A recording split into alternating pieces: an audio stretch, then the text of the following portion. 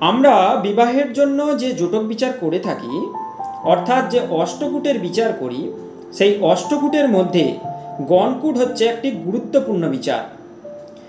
নাক্ষত্রিক দিক থেকে এই গণ তিন প্রকার: দেবগণ, নরগণ এবং রাক্ষসগণ।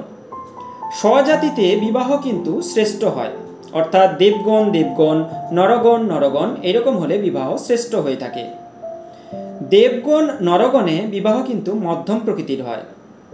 আবার দেবগণ রাক্ষসগণ হলে সেটা কিন্তু বিরোধ দেখা দেয়।